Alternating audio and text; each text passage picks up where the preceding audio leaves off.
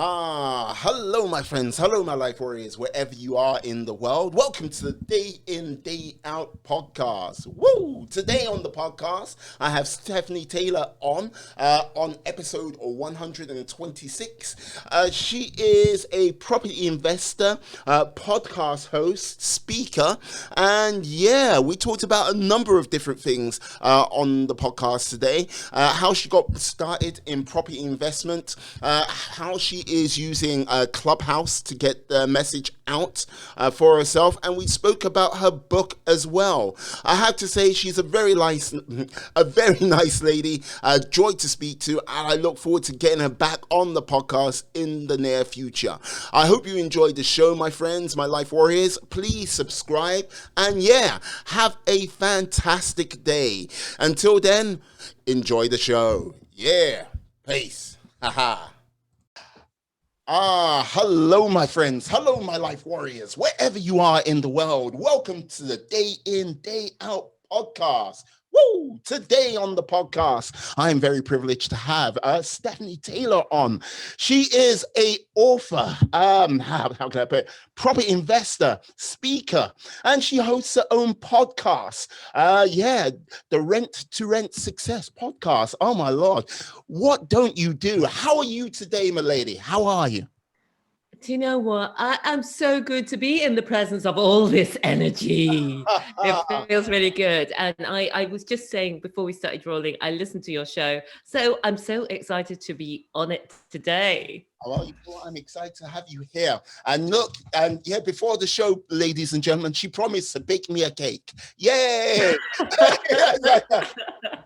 Yay! Letting all my secrets right now. I will make this happen one way or the other. Yeah, I have to ask. Look, you're a property investor. Like, let's not talk about the last year and a bit, what craziness has gone on. Like, how did you get started in this sort of crazy realm of property investing? Yeah,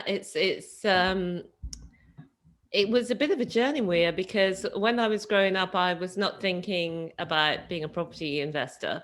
And when I was in my younger years, I struggled a lot financially and self-esteem wise. And I just thought all of these things, property and business and this huge financial success, was all for other people. I Yeah. didn't really think it applied to me. I wasn't even aware that I had those thoughts. But 5 years ago, whenever I say I was working, I always want to say I was working as a waitress in a cocktail bar, but you have to be a certain age to get the musical reference. But anyway, I was working as a contractor in financial services, so it was well paid. I was on a day rate, and as I had my own limited company, I was contracting my service to the bank. So it was good in some ways. But what happened was one morning I was just getting ready for work. I lived in a lovely harbourside flat overlooking the harbour in Bristol, and my work was just in the big harbourside square, Millennium Square. And so I had like about a lovely 10-minute walk to work, and it was summer, and I was at home getting ready for work, and my mum called me, and she obviously wasn't feeling too good, and she wanted to talk and get a bit of reinsurance. But I wanted to go to work, and I wanted to get out the door, and I was sort of distracted and not paying her attention to the point where she was saying things like, "Oh, sorry to bother you. Oh, sorry that you," and when I got into work in the afternoon after the presentation had taken place already in the morning, I'm just sitting there, I'm looking out the window, and I'm thinking, it was like a punch in the belly. It was just suddenly this thing. Nothing really had changed, but suddenly this realization, none of this matters. Like if I hadn't come into that presentation that morning, then maybe they would have postponed the meeting. Maybe somebody else would have done a presentation, not as good, obviously, but somebody else might have done the presentation. But what I mean is the bank would just be fine without me. Yeah. If I never stepped in the bank again from the moment I had that telephone call in the morning, the bank would be absolutely fine without me. But if you ask me the question, what's more important to you, your mum or your job? You would, my answer is my mum, because I believe there's loads of other jobs. I've only got one mum. She's only got one life. We've only got a limited time together. Um, so that's my answer. For me, that's more important. I suppose it depends where you are in your life. But for me, I wanted to be able to live that life where my actions say that my family is more important to me. And so I had that realization at work. I needed to get out of this way of having to come to work to earn the money. And I thought, how do people do it? How do people do it? Oh, it's business. But that seems like something really, really complicated that other people can do, like Richard Branson and Lord Sugar and all of that. But I can't do it. Mm, And that's when the idea of property came to me, because we all know somebody ordinary, in inverted commas, who has succeeded in property. yeah. Like, okay, yeah, no, this is a thing. When you go, yeah, we all know somebody who's succeeded in property. It still seems like it's, how can I say, sometimes property is wrapped up in this mysterious box, and you kind of like try to work it out. You used to have shows like Property Ladder, basically the ever changing pregnancy stage of Sarah Beanie. It's like, Yeah. but it kind of gives you kind of more of an insight into how that sort of world works. There was one episode that really stood out to me with Property Ladder. There was a couple, and they were like, yeah, this couple, they bought the property, and their lawyer went, I would like to buy that property off of you instead. And like basically it would have just been like 15 grand instant profit like that. And the lady went, no, like it's like, this is my project I'm doing. And like Sarah Beanie's like face was just like, it's like, you had 15 grand for literally no No work. no work. It's just like, there it was, and off you go. And it's like, you kind of see this thing, and you kind of go, like, from my point of view, I go, is it that easy? I have no idea, because there's just so much of a mystery there. You've got your book there, which is like, yes, Yeah. uh, Yeah. it's still like, still a realm of mystery. What have you been doing to sort of clear up that mystery, apart from the book you have Yeah. sitting there yourself? Yeah, just a few copies. Uh, so basically, getting into property is simple and it's complex, like most things. But the getting started can be really simple. So there's two sorts of strands. So one that we talk about in our book, Rent to Rent Success, Yeah. is how to get started with a property business so that you're making money from properties you don't own.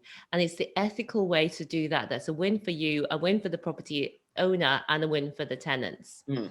And I'll just briefly explain that, and then I'll explain about a little bit about property investing. So rent to rent, as it's known, so that's hence the name Rent to Rent Success. In niche property circles, it's known as rent to rent. It's shorthand for this way of, we all know about buy to lets, where you spend like £50,000, let's say, on a property. Sorry, you spend about £200,000, but you need £50,000 for the mortgage, sorry, for the deposit and all the buying costs and so on. So maybe you've got £50,000 in that property, and your profit every month is £200 or £300 a month. That's a single buy to let little family home or flat. Mhm. And then so you're getting £200 and £300 a month. So it's going to take you a long time and a lot of £50,000 to be able to build up to where you're covering your salary or even more, your salary and beyond. But what you can do with rent to rent is you can rent a property and then rent it out. So what we do is we rent out properties that are for 5 or more people. Usually they're house shares for young professionals, be like Friends, where you're sharing Friends, the TV series, where you're sharing a kitchen and bathrooms, and you're all in there together. And so we'll rent these properties, do them up a bit. The landlords are delighted because they're getting guaranteed rent and they've got no hassle. They're, reclining on the beach somewhere. And then we're managing all the tenants and so on. And we're charging a higher yet still affordable rent to the housemates. And we're making the profit in between. So on that kind of arrangement, we would make between 500 and over £1,000 a month from each property. And our investment to tidy the property up and make it look nice and run it professionally is anything from a few hundred to a few £1,000s instead of £50,000. And the money we're making on each one is like triple or more what you would normally make. So to summarize, it's a really efficient business model because you need little money to start up. You've got your recurring revenue every single month. You've got the names and addresses of your perfect customer, and you're profitable much more quickly than you would be in a standard business. So it's just a really efficient business model. Okay, yeah, lower capital expenditure all round, and basically like faster turnaround with regards to the rental income coming in. Yeah, I imagine if you're doing something like this, do you like try to build up a sort of database of people's names? So like if they leave you, you've got them still like, hey, we've got this property coming up and that property coming up. Do you do something like that, or is it just a case of, yeah, once you've done the rent model, they come in and they're done and dusted? Yeah, usually the tenants or the housemates who come to us, they come to us. There's a website called Spare Room, which is most of the shared house rooms available in the United Kingdom and elsewhere in the world actually are on Spare Room. So we just go on Spare Room. Okay, awesome, awesome. So that is just like, so is that just your sort of main thing you do, or is it a case of you got into sort of commercial property or other Yeah. properties down the way? Yeah, we started off with rent to rent because you don't need a lot to get in. Do you know what? When I first started, I would not have thought that we could do all this commercial properties and all of this and buying properties and whatever we're doing now. So I thought, yeah, I can manage a property with care. I can do it better than the people who are doing it carelessly. I felt confident in that, but I felt nervous and terrified about everything else. So so we started off doing the rent to rent, and it just went so well that I was surprised how well it was going. And what we eventually did then in 2017, we started buying properties, and we bought a commercial property. We still own that property, and we're just about to turn it into 4 flats. We've also bought a block of flats. We've bought several blocks of flats. When I say blocks of flats, I don't mean the purpose-built ones. I mean the big houses that have been converted into multiple units. Yeah. Um, and so we're doing these different developments as well, and it's been so exciting turning something that looked terrible and bringing these lovely old buildings back to life. Really. Yeah. No, that sounds fascinating. One of the things I would like basically always intrigued about when people start doing like their sort of property portfolio and getting things up and running, it's like there's always some sort of mystery thing which always creeps up you never expected to happen. It's like, okay, yeah, I expect to do X, Y, and Z. And then like, yeah, you comes along and it's like, yeah, what was that sort of unusual thing which came along for you? Oh, there were so many things. You mean surprises, unpleasant surprises that you weren't expecting? Yeah, well, unpleasant or just like, you know what I mean, an interesting surprise, like, oh, I didn't know. Um, I think the biggest surprise really is, oh my gosh, we can do this. And not only can we do it, we're actually good at it. And I suppose it's all been through going from where you're in a place of lack to you're in a place of such abundance, and you can't wait to get out and share everything with people. And now people come up to me all the time and say, "Oh well, it's all right for you, Steph, because you you're confident." And it's so funny because such or certainly as a girl, I was such a shy person, and over the years, I've just overcome over time, um, confidence issues and putting things out on video and being online and worrying what people will say. And suddenly, now I'm getting older, it's all come off my shoulders. It's all like, I'm totally fine that people will judge me and some people won't like me. Can you believe that? It's like, look, all I've got to simply say is this, like, yeah, shy retiring, like, with our short time speaking together before and right now, yeah, and I've like watched a couple of your videos and like, yeah, other interviews you've done. Yeah, you come across very well. Like, it's like, yeah, water for ducks back, as the saying goes. Yeah, you're very well. You're very well presented. You're very good at what you do. Like, yeah, would you say like always sort of seeking out that sort of realm of discomfort to help you sort of push yourself to grow is something you've done in the past, or did you just discover it and you went, okay, this is where I need to be? Yeah. Oh my God, it's so exciting. I want to ask you the same question, but when I was younger, I think I was going in the steps of discovery, but I didn't know about it. So I was taking these little steps forward and thinking, oh, look at me, I'm sort of out here, but still really worried and terrified about everything, especially my own criticism. And but over years, it all built up, and then it was my mum, that issue with my mum, and that realization that made me think, right, girl, you have got to do this. Time is not standing still here. you know you have not got time to think about it. You've got to get on with it, you've got to do it. And that was what lit a rocket. And as I started doing that and started doing things much, much faster and seeing results much, much, much faster, some fails, some wins, it just gave me the confidence to keep going on. And it also showed me, oh my God, your mind, you've got the power in your mind. You always had it, but you didn't use it. Um, so now I know that and I've seen what it can do. I just think, what can we do next? Because there's so much more. There's so much more that we don't know about yet. Yeah, no, like this is the thing. The power of mastering one's mindset.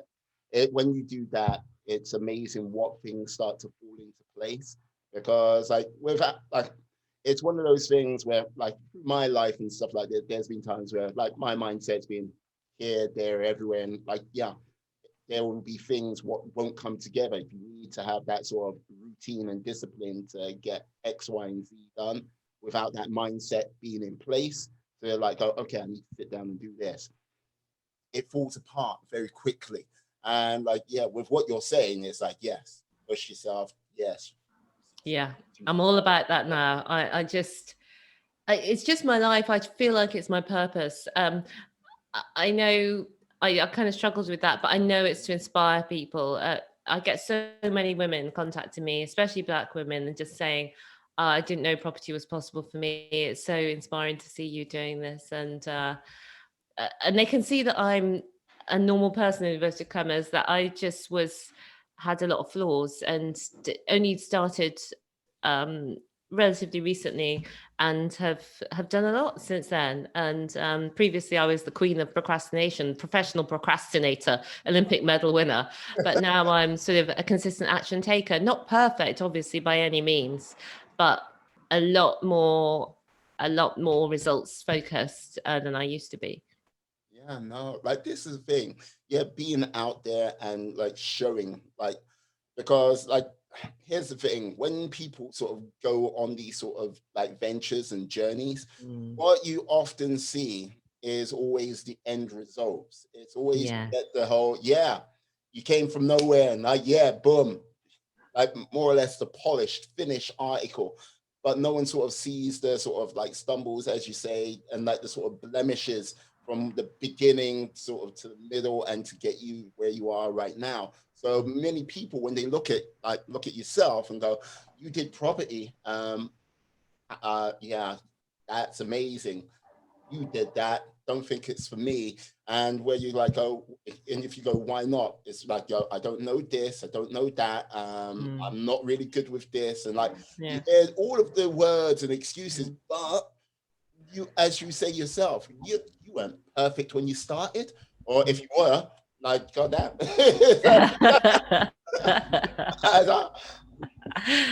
Yeah. No, no, exactly. It's just a case of getting going and taking the rough with the smooth. But The thing Going is off. Vibration that, noise. sorry. There's a vibration noise. I think. Oh, sorry. I'm shaking my mic here.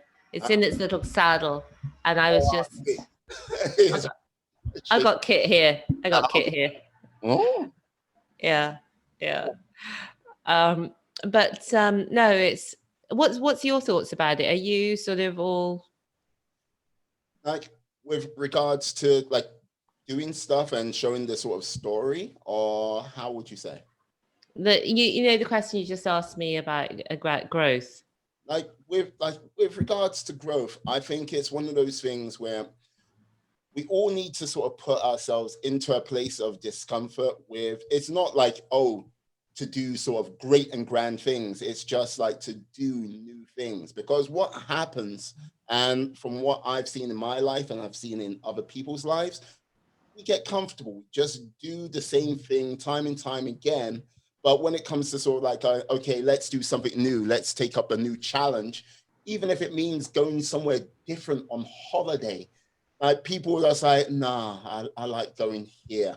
I'm kind of set in my ways. And then all you see is their sort of orbit gets smaller and smaller and smaller to a point where you're like going, okay, right, this is part of the reason why I started this podcast, because like here's the thing, like as when you get out there into the real world and like yeah, people don't tell you this when you're growing up. When you're in your sort of like teen years, you've got a legion of people like with you that's like yeah, you're like yo. And when you get into your 20s, that it's still kind of a legion, but yeah, it's smaller.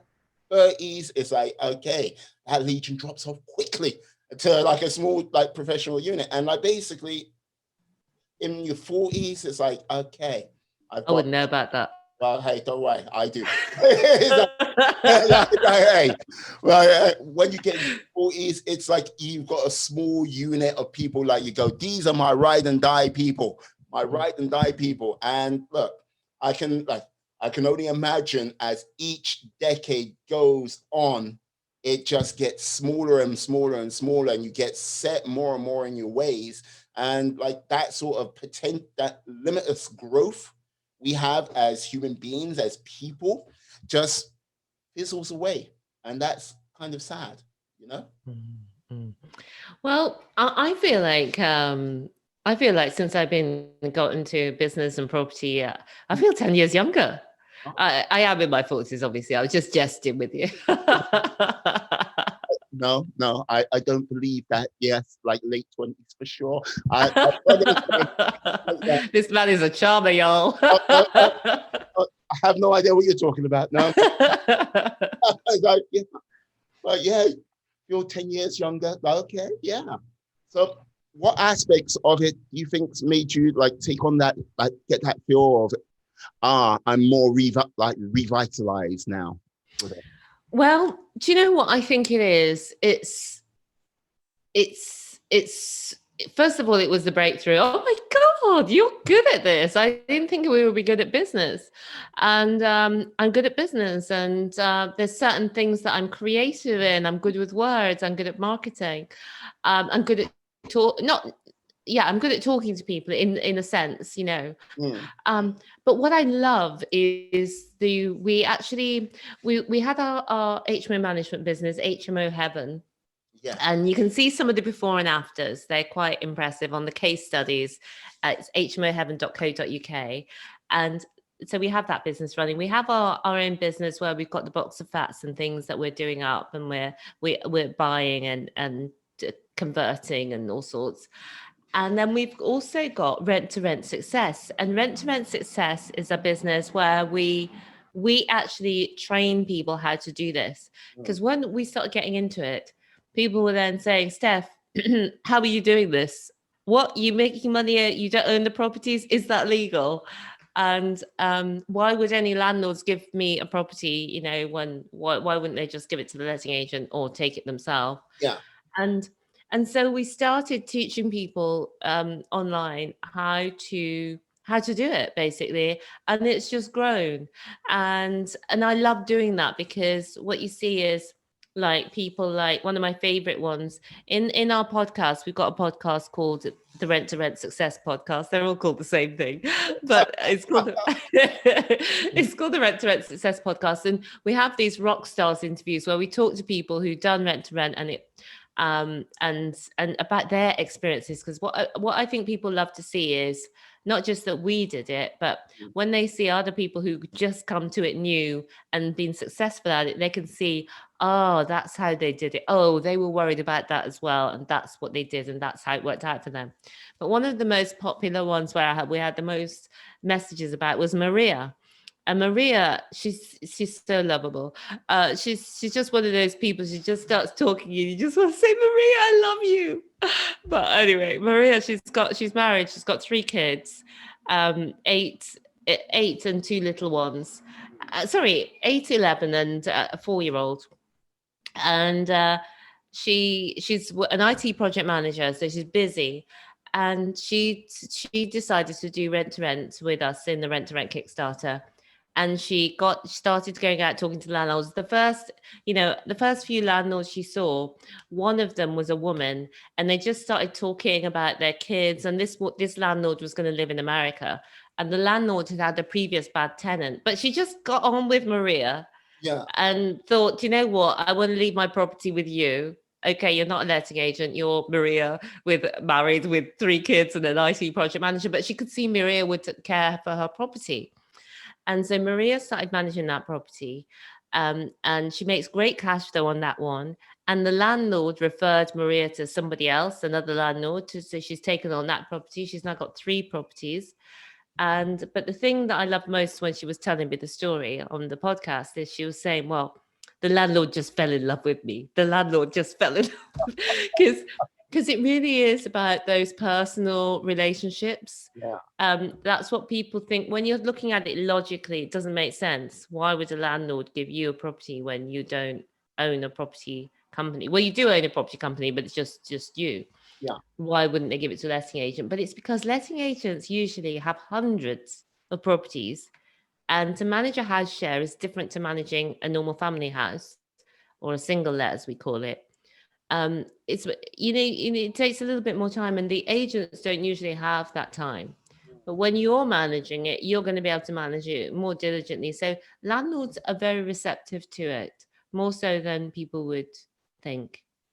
Well, okay. I understand it more clearly now. It's basically it's a one-on-one, like, letting management sort of Yeah. engagement, and so basically they're passing, like, they're just whoever does rent to rent is just collecting the small fee, but they're just acting like a letting agent, but more on a more personal level.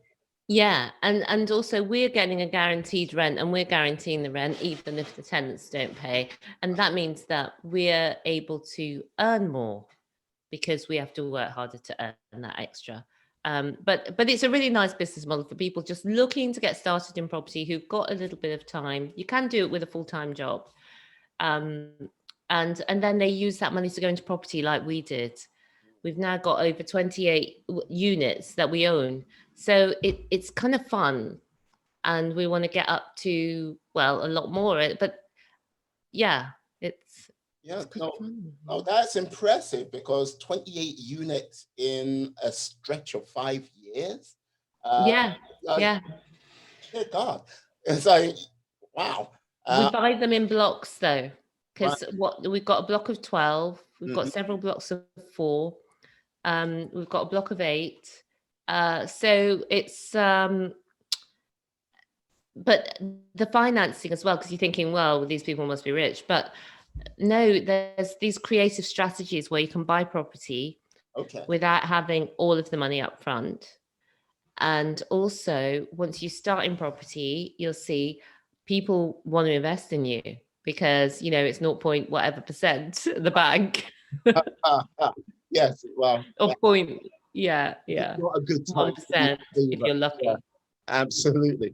If you're lucky, yeah, I think you've got more of a chance of making more money by throwing a pound coin away and like finding some money later in the day. If I would say that right now. Yeah, but okay, like. 28 units, like you're chugging along. Now, I have to ask, like with regards to 2020/2021, 2021 road to recovery, we hope. Yeah, has that sort of like has the sort of financial models kind of changed in some respects, or are they the same? Has it got easier or harder, would you say? Yeah, great question. Well, we were scratching our heads and furrowing our brow in March 2020 when this all kicked off. Mm. I was busy telling everybody, no, there won't be a lockdown. This is ridiculous. What country do they think this is? And then 20 March the 23rd, lockdown. It's like you're all locked down. When will we Yeah. be able to come out? 6 weeks. Okay, 6 weeks comes along. When will we be able to come out? Don't worry about it. Carry on. Yeah, and then what about when the lockdown came in right before Christmas? FFS. Oh no! Look, put it this way: like everyone, like being in London, like much the smirking went down with like, yeah, oh, you're in tier 3, tier 4, like it's like that tier 4. They just introduced that like that. It was like Thanos snap. It was like you're in tier 4, okay, everything's shut. Son, and then it was like, yeah, second lockdown. But what made it really painful was all these ministers cavorting up and down the country like there was no lockdown, and then putting lockdowns in left and right and centre. No, all I've got to simply say is like, when we came out of the first lockdown and it was like, yeah, the sun was shining, everyone's happy, and like they went, yay, hey, you know what? You guys, why are you inside? Go on, come on out. Like we'll give you some money. First 3 days of the week, eat out to help out. There you go. Come on, enjoy yourself. September came in. It was like, what do you think you're doing? Why the hell do you think you're out here? But you said we can go out now. No, I didn't say that. No. What about eat out to help out? Shut up. No, get back in your house. I was like, okay. The swing and roundabout, the change was just quite mental, to just say the least. It was just like, okay. Wow. And that leads to lack of trust, in my opinion. How can we trust the thing when it's so extreme and ridiculous? So I'm hopeful it'll all come out, and that whatever's happening will be subsided. But what impact did it have? So we were there furrowing our brow about what we're going to do, because people are not going to be able to move in, and so our business relies on us filling the rooms, when obviously people are always moving out and new people moving in. Yeah. Because we've got quite a big portfolio. So we've got the 28 units, but we've also got 100 plus tenants that we're managing on the property management side. And then we've got the other side. But what we found was obviously nothing was happening during the lockdown, and some people moving out to go back home and different things with their families. So we had more empty rooms. So that's a cost in our business. But luckily, when I love the way you did that. You just acted it out for me. At the end of the first lockdown, demand just surged up. And you wouldn't think so. Why would people move into a share house after Corona? But honestly, there's so much demand because people are moving for work. So in Newport in Wales, where I'm based, there's lots of employers who are taking people on, but one employer in particular took on 250 people at the same time just after Corona, and to work in an office, which I was surprised at, because you wouldn't think people would be working in office. Yeah. But so people are still moving here for work, and so we have that. People want to move in, have no fuss and hassle, have all the bills included, have everything there. So say they're moving from, I don't know, Birmingham to Newport to work there. They don't want to go and find their own flat, pay their own bills, sort everything out, and then find they're in the wrong area or something. They want to move into a shared house, suss the area, work out what's going down, and either, if depending how long their contract is, they might stay there for a while. Some people stay for 1 or 2 years, and other people it might be 6 months, and then they go and find their own place. So it's a great first step for a lot of people, or it's a first step after leaving from their parents. Yeah. Oh, No, I can understand that because, like, yeah, especially right now, because you can't, like, okay, you want to just, if you're relocating, you can't really take the time to let me have a look around, do this because of the sort of restrictions which was still in play in lots of like parts of the country. So they have to be like, okay, look, let's, as you say, let's make it as simple as possible. Do that.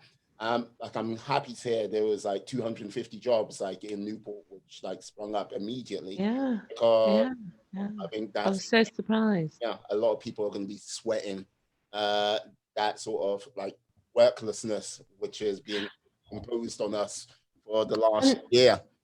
and we were actually enhanced there as well because people say, well, what if your tenants can't pay? Well, actually, we're more protected now because the government, they do a lot of good things. Mm, Money's been chucked out left and right. And one of them ones is that if people are made redundant, they can now apply for universal credit. Previously, most people could not apply for universal credit. And now they can apply straight away for universal credit. And universal credit's gone up and that will cover their house share rent. nice. So it's kind of better in that regard. Yeah. How long are they going to keep that in play for? Is it till September or the end of the year? Do you know? Your guess is as good as mine. You probably know more than the government. If I do, we're all in trouble. Do you know what I think we are? We're all in trouble. Yeah.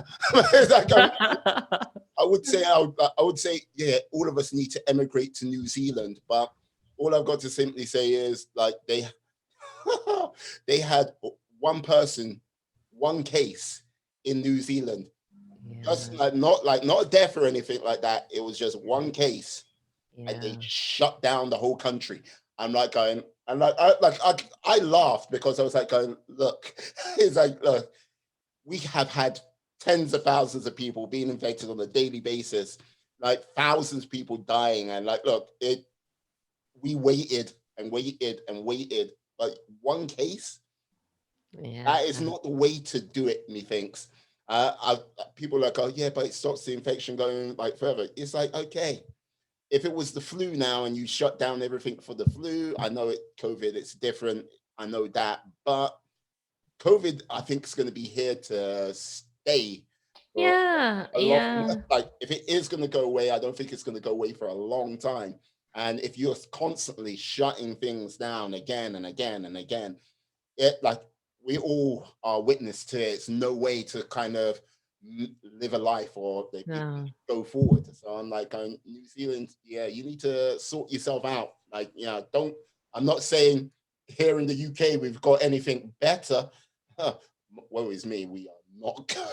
like, like if you look at the numbers, it hasn't been the best over here. Yeah. Yeah, yeah, yeah. It's just it's difficult to know. I suppose time will tell, history will tell the lessons, and we'll all look back and say, "Oh, remember in 2020." Yeah, no, like this is the thing. I like the fact that you are sort of getting out there, passing on the message through your podcast, and like you are on YouTube as well. Like I Mm, see your podcast up on YouTube. Like, mm. what has been the sort of like response to your podcast and everything like that? How is the message coming across? Do you know by any chance? Yeah. Oh, it's been phenomenal, Mia. I really have. We've just got such a connection with so many people. We get messages every day about people who found us either on the podcast, and it's like me with you. I already binge listen to your podcast, so now when we meet, I think you're a nice guy already. How wrong could I be? No. Oh, no. Just in jest, obviously. So when people have got to know me a bit as well, because in a bit I obviously you show a bit of yourself while you're even talking to other people. Um, I find it just builds that connection really well.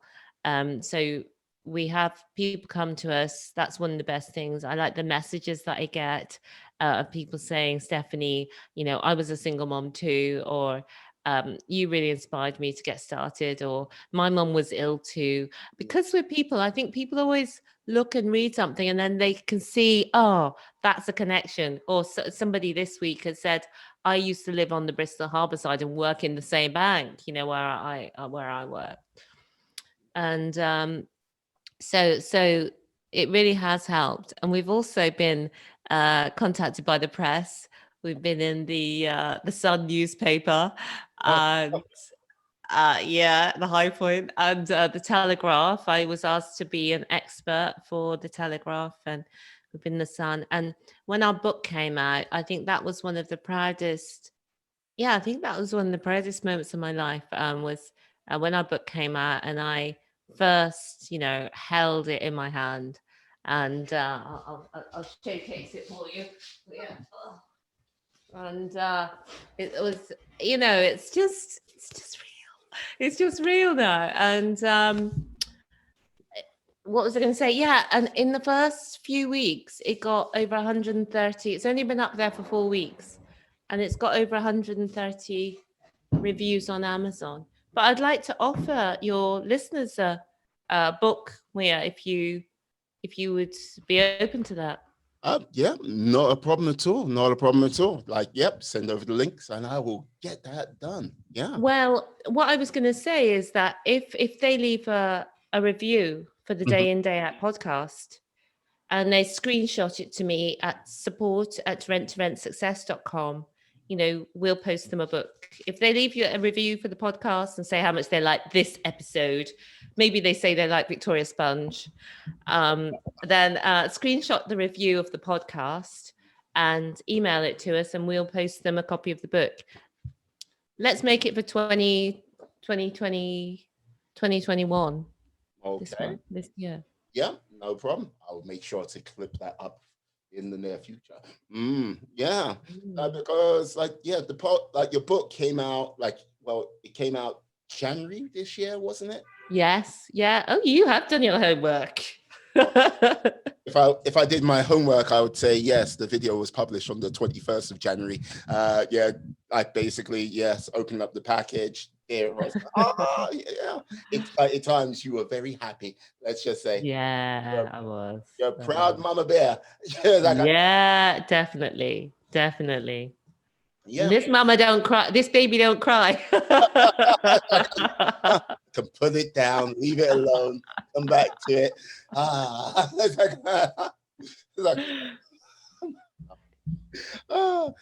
Loving it. Do you think you will sort of go a little bit deeper into sort of YouTube, sort of talking about the other side of things? Like, property is great and everything like this, but one of the things I think people really sort of struggle with these days is sort of financial control and management. Give them sort of help on tips on that type of thing, because I think there is just this there is this huge gap, because in school no one talks about it. It's one of the fundamental things you need to get control of, or you are lost, and it is a vital step before you can ever sort of consider getting into the realms of property. If you don't have that financial management, you don't have access to mortgages, loans, or anything to make that happen. Do you think that'll be a thing you'll be interested in doing? Oh my God, yeah. I think that was such a phenomenal question. I am thinking about what is the next step. We did, I and some people I know who are big in this space, we did a Clubhouse room. We're the cool kids now on Clubhouse. No, I've never been cool, but we're on Clubhouse, and we did a Clubhouse room last week, and it was called Get on the Property Ladder Faster. And over 300 people attended, and which is a lot for new rooms.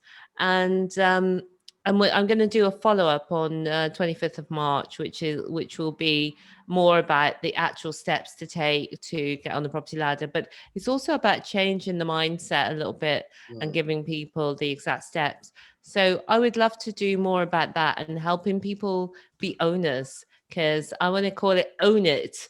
Own your shiz. So I think it's good to own your assets. You own your house where you live in, I mean, I know some people want to buy investment properties and then rent the house they live in. That's fine if that's a choice that they're making. But for many people, they don't feel that they got the choice to buy. Mm, So definitely, I think you're right there. yeah, like yeah, I can just see it. Like I, I'm looking at the like the poster right now of the five individuals who are on the clubhouse, and like yeah, getting on the property ladder. Yeah, it Yeah. it's one of those things which I go, yeah, that's a great idea because it's good for people to sort of like go, I own this, I have a stake in this, and like basically for myself and a safe, secure place for my family to grow up and take it forward from there. The only reason why I sort of like go, yeah, the step before is because I think with regards to what the future holds for people's employment and money and everything like this, I think it's going to be a sort of a little bit more of a tougher time where you need to have that discipline to make sure things happen because jobs and everything like this are not lifetime jobs and like, every sort of 5 years you're switching, changing. And without that sort of financial education or like management, it's tough. Yeah. I agree, and there's two sides to it. There's one, managing the money you got, because one of the things that I was saying was that everybody, or you, most people who are working in the UK have had over £250,000 go through their hands in the last 10 years. Now, that's based on that the average UK salary is low. It's £25,000. So Mm, that's £250,000 in the last 10 years. And yeah, a big portion of that goes in tax, but then you've got all the rest. What are we doing with all the rest? What are you doing? What is each person doing to harness the power in that money that they've already got? So you're already so wealthy, but are we harnessing it? And we can all do things to plant the seeds of all of the money that we do have to be able to get what we want. And what we're doing oftentimes is getting what we want, but we don't really want it for right now. And then we haven't got what we want for 5 years or 10 years' time. So, yeah, no. And I think it's one of those things when you kind of like go, yeah, you get a quarter of a million pounds over a 10 year period, and you're like, oh right, 20 years, like 500,000, and you're going right. And like each time you sort of up the year, like each decade, you're like going right, like yeah, 750,000 pounds, like yeah, do 40 years, £1 million, and yeah, vast majority of people, what do you have to show for it? Like, do you have a pension or anything like that? Do you like do you like car, house? No. Like basically kids' education. There's quite a lot of people that I put something aside for the kids or put something, and by the time it comes to the end of it all, it's like, yeah, I got nothing to show for it. And yeah. it's a crazy thing. And yeah, I just think if there was that sort of like, yeah, this is what you can do, this is how you can take that step, it'll be a good thing for going forward. Yeah, I would love to do that. And I'm just actually doing my certified coach training because, we talked about all this mind stuff. Well, I just fallen in love with the whole idea of it, the outcomes of it, the amazing way that it's changed my life in so many different ways, such to the point where now I don't hardly recognize myself. Um, I'm becoming a certified coach, and as part of that, I did think that I'm going to just think about where do I want to go, where do I want to go next? Yeah. Okay. Okay. And like when you say a certified coach, what like is there a particular area you're going to be a coach in, or is it like I'm a coach of everything? Yeah. Well, the coach training teaches you to be a coach of everything, but then I'm going to choose my own speciality, the people that I really want to help, the problem that I really want to help with. I'm intrigued. You've got an air of mystery behind it. I'll like, you know what? I'll let it sit there with that air of mystery. Yes, Yeah. I'll be curious to see where, like, how it manifests. Is it going to be a case of you'll be like, how long will this qualification take to obtain? It's 6 months. It's six Okay. months. Yeah. So starting in April. So I'll be a different woman by then. It was like, look at me. Meanwhile, I'm now a coach. She's like, yeah. Yeah, I'll look something like Yoda. Oh no. You look like Leia. It's like, Okay, yeah, I'll take that. it's like Yoda. It's like small and green he is. No. Yeah, small and green. Yeah, Yeah, I love it, and he's got the best lines, hasn't he? oh, yeah. Indeed he does. Now we're like we've mentioned Clubhouse on a couple of occasions, and like, yeah, how like is it a thing you're going to like you mentioned you're gonna do another room on the 25th of this month? Is it a case of you can like you're actually seeing getting a number of contacts from there? Like, are you sort of getting more sort of like is it more of a are you getting more of an influential circle because people who are not in Clubhouse see it as this sort of what is Clubhouse? What is Yeah.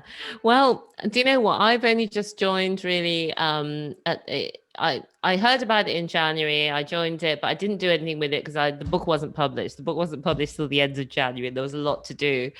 But then in February, I started going in there and I was like, what is this? I don't need another social media. Don't tell me about, I don't want to know. But I went in there and I couldn't work it out at first. But then I started going into rooms. And what I really loved is you've got the connection of just hearing people's voice.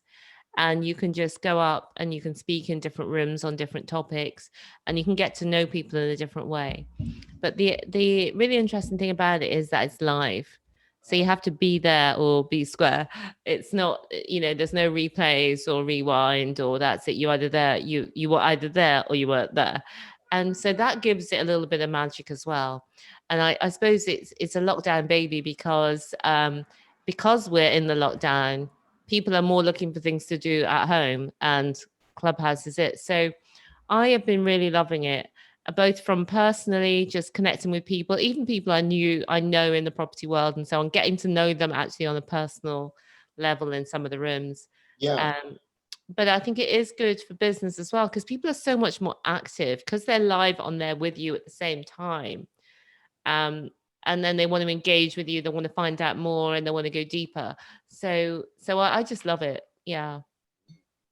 Excellent. No, it's going to be a very interesting thing. I think some people who have like been doing the sort of the realm of speaking, like say in 2019 and basically 2020, which is absolute bust. 2021, it's like what I mean. I think it's like this is the sort of healing year. 2022. I think that's when it sort of really comes back. I think this has been kind of a nice filler, if you get what I mean, to sort of like help them sort of keep that sort of speaking skill sharp Yeah. in the time being.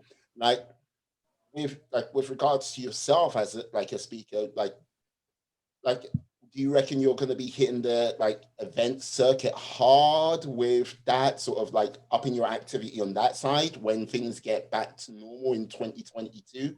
Or Yeah. I mean, I do get invited to do a lot of speaking in the property sphere, but I think once I find my other niche, it'll go broader than property, which I'm kind of looking forward to because I love to teach in property, talking finance, but I'm so excited just by the power of your mind in a more broader term, just to up level your life, and that's certainly how it's been for me.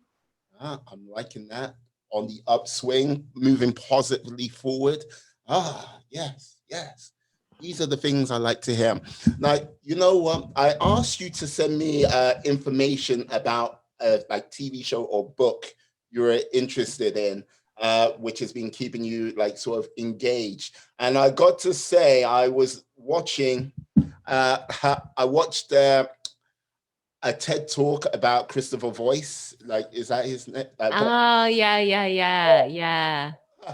And like, I got to say, yeah, his book with like the what was it called? No half measures or something like that. Yeah, never split the difference. Never split the difference. I have to say that guy is a witty hello. It's like going, yeah, his book and his sort of insights. It's like, yeah, very, very sort of groundbreaking. And I just don't like the sort of like tactical empathy, as he calls it. It's like I don't actually know why tactical empathy is not more of a thing everywhere, because it's not like when you hear tactical empathy, people go, "Oh, you're using that as a weapon." No, it's just a technique which I think should be employed throughout all our lives. You know? Yeah, absolutely. And is that well, the ones that I remember are like mirroring, Mm. and also the one where you're pointing out the problems that the other person might be seeing. You know, it looks as though you think that we won't pay your rent, or it looks as though you feel that it's going to be a bad deal for you. Is that what you mean by tactical empathy? Like basically, he was talking about a time when he walked into a bar with like basically four hostage negotiators, and he goes, "It sounds like the beginning of a joke." And like there was this one chair free, and like because the place was like heaving, and he was like, "Yeah, I'll sit down in this one chair." And it was just like, yeah, he went to sit down, and this guy was like, "No, you can't sit down in that chair. Not having it. No, like let's walk off and get on your merry way." And like it was like, what's your problem? Okay. And like he went, okay. He goes, instead of like going, yeah, like shouting a bunch of expletives and go, yeah, what the fuck's your problem? It was just like, no. He goes, hi, my name's Christopher. And he put out his hand. And like he goes, yeah, one thing what happens immediately when you introduce like by saying your name is you like that now changes everything for the person who's being hostile, because you've got a name now. You're not just some random person. You're not just like, you're like, okay. So it's like, okay. And when the rest of his friends came along, it was like pretty much he had no chance. He's going against people like go who do this, like, oh, hostile. Let's talk about this. And like they talked it through. They like found out his name. He's an ex-Vietnam like vet, and like he was like, yeah, this, that, and like it's like a whole plethora of things came out, and it was like, oh, and like yeah, he was just uh, okay, dude. It was just like in a like situation where because he was in a bar where everyone was happy and like celebrating, like basically life is giving him a hard time. That's what put him in that sort of negative mindset. But yeah, with like four hostage negotiators, he was just like, yeah, it was like game over. But yeah, it's a very good, like very interesting fella. I will more than likely, if I can get it on the audio book when I'm doing my runs, I will get it on the audio book. And I thank you very much. Yeah. Oh, thanks. Yeah, it's a fantastic book. I love it. Changed everything so much. I just feel like I could talk to you all day, Maria. Well, like, what can I say? Yes. I have that addictive quality, but you know, but there's a thing.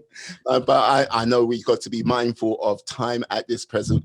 But yeah, like I have to ask, like now, with regards to the realm of property, like and everything like that, what do you think is going to be the sort of like outcome, say in 2022? Because I know they've in like here in the UK, they've still got like we've still got the 5% stamp duty holiday in place.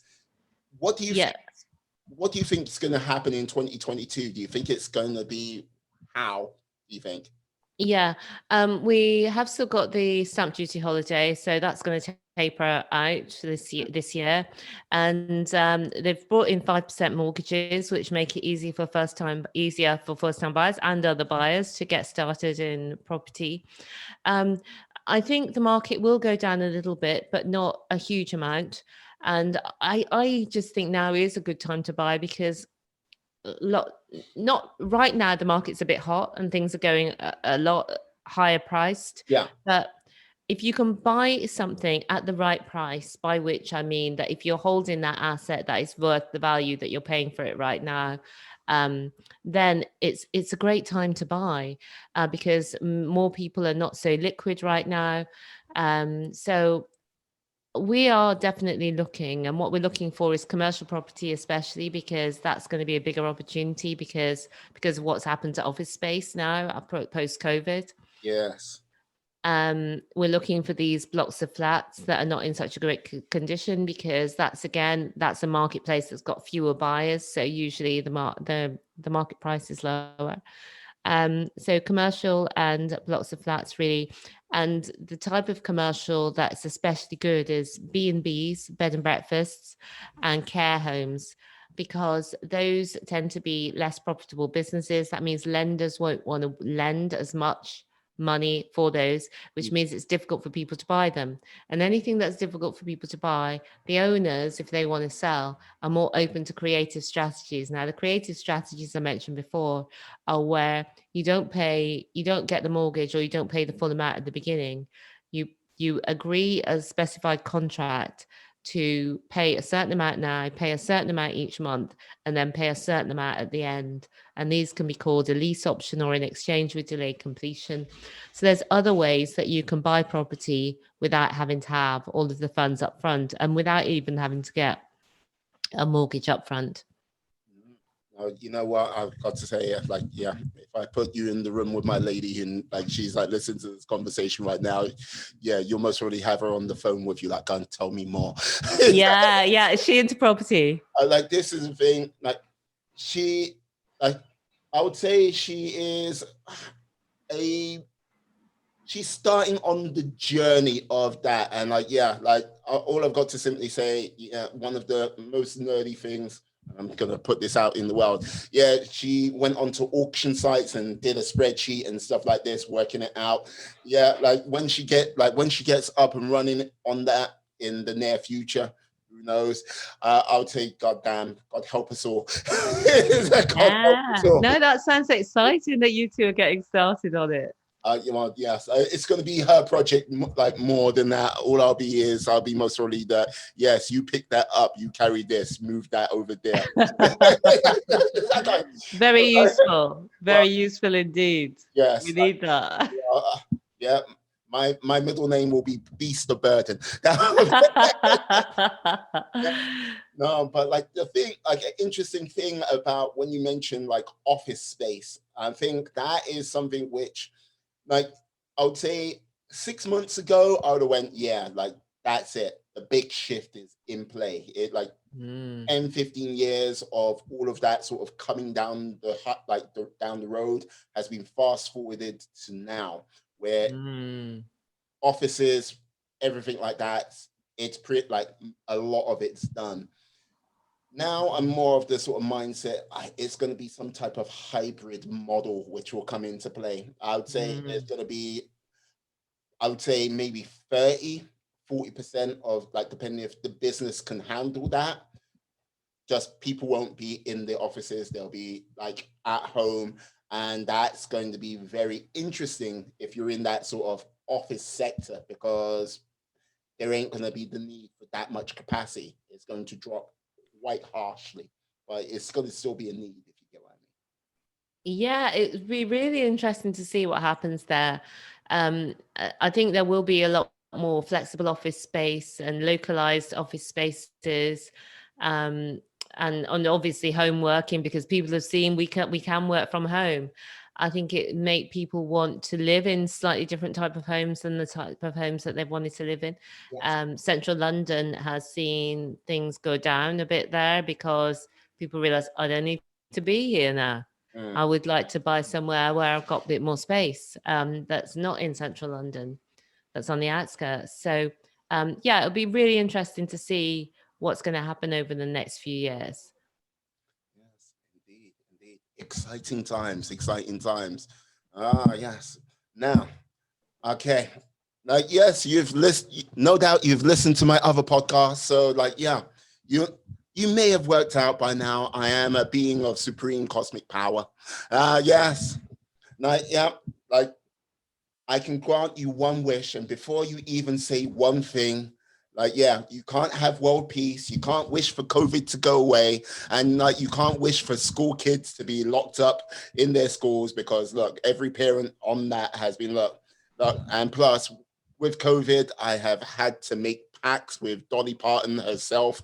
That woman she's like several levels above me, way over my pay grade. But yeah, also you cannot have a wish where you're like, I'm writing everything down on a piece of paper, and that wish can come, everything on that list can come true. Now, what would be your one wish? My one wish is the wish that I would wish for people is that they, but it sounds so, I'll just say it anyway.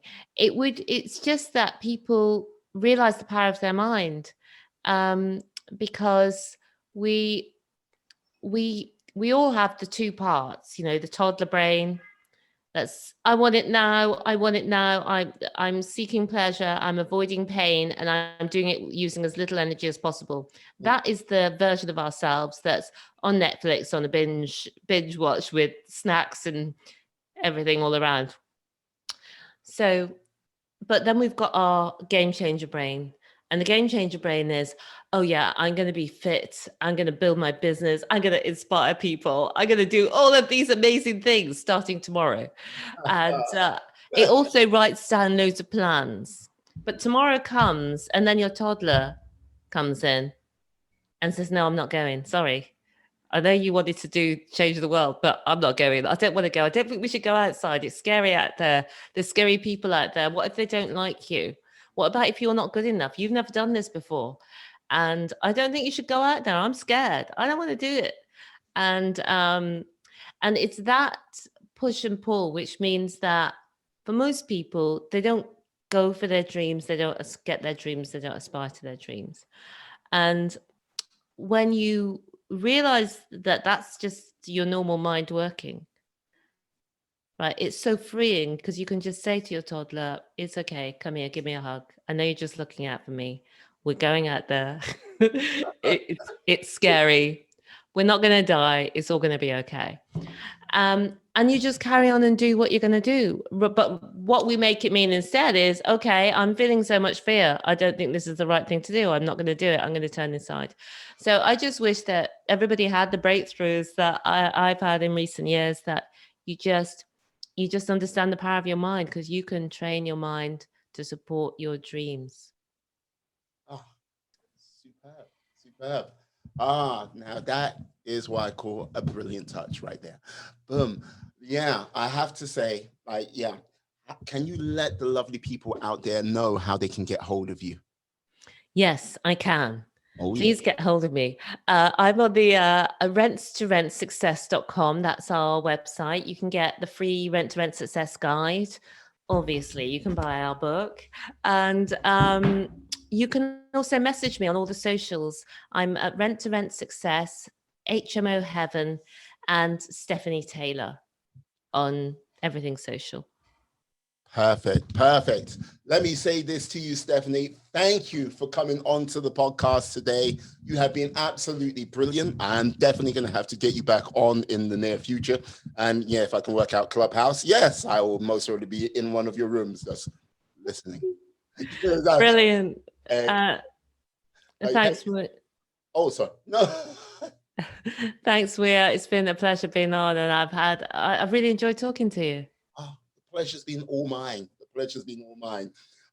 Yes. Let me just say this to you, my friends, my life warriors out there. Please stay safe, stay well, be awesome, be excellent, be fantastic. Be all the positive bees you can be in this world, and then some. Thank you for watching, and have a great day. Yeah. Peace. And we are